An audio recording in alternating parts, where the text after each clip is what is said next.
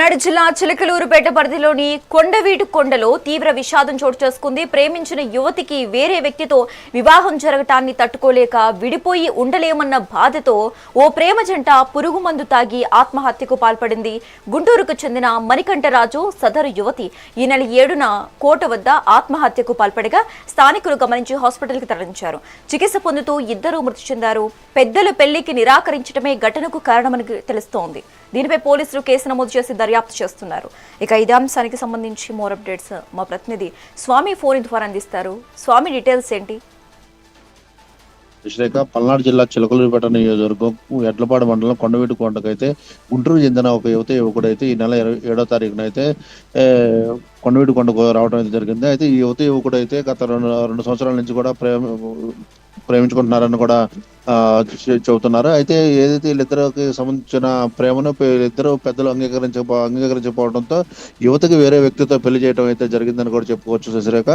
అయితే ఈ యువతకు సంబంధించి వేరే వ్యక్తి పెళ్లి చేసినా సరే ఆ యువతి ఎవరితో అయితే పెళ్లి అయిందో ఆ వ్యక్తి దగ్గర ఉండలేను అని చెప్పేసి ఈ యువకుడికి చెప్పడం అయితే జరిగింది. అయితే ఇద్దరు కూడా ఒకరిని విడిచి ఒకళ్ళు బతకలేమని చెప్పేసి ఇద్దరు కలిసే బతకాలా అని చెప్పేసి మరొకసారి పెద్దలను అయితే సంప్రదించడం అయితే జరిగింది. పెద్దలు కూడా ఇద్దరు అంగీకరించకపోవడంతో ఇద్దరు కూడా చనిపోదామని చెప్పి నిర్ణయం తీసుకున్నారని కూడా చెప్పు శశిరేఖ. అయితే చనిపోదామన్న నిర్ణయం తీసుకున్నాక ఏదైతే ఆ అమ్మాయిని నంద్యాల ఇవ్వడం అయితే జరిగింది. ఆ అమ్మాయి నంద్యాల నుంచి గుంటూరుకు వచ్చేసింది. గుంటూరుకు వచ్చి ఈ అమ్మాయి కలిసి ఇద్దరు కూడా కొండవీటి కోటకైతే ఈ నెల 7వ తారీఖు అయితే రావడం జరిగింది. ఈ నెల 7వ తారీఖు వచ్చి ఇద్దరు కూడా ఒకరిని విడిచి ఒకరిని బతకలేమో, బతికితే ఇద్దరు కలిసి బతకాలా లేదా చనిపోతే ఇద్దరు కలిసి చనిపోదామని చెప్పి నిర్ణయం తీసుకొని ఈ నెల 7వ తారీఖున ఇద్దరు పురుగుల మందు అయితే తాగడం అయితే జరిగిందని కూడా చెప్పుకోవచ్చు. అక్కడ ఏదైతే వీళ్ళిద్దరు పురుగుల మందు తాగడం అక్కడ ఉన్న ఆ పర్యాటకులు గమనించి ఎమ్మన్నే 108కి సమాచారం ఇవ్వడం అయితే జరిగింది. 108కి వచ్చేలోపు ఇద్దరిని అయితే గుంటూరు హాస్పిటల్కి తీసుకెళ్లడం అయితే జరిగింది. అయితే గుంటూరు హాస్పిటల్ తీసుకెళ్లిన వెళ్ళే టైంలో యువకుడైతే చనిపోవడం అయితే జరిగిందని కూడా చెప్పుకోవచ్చు శశిరేఖ.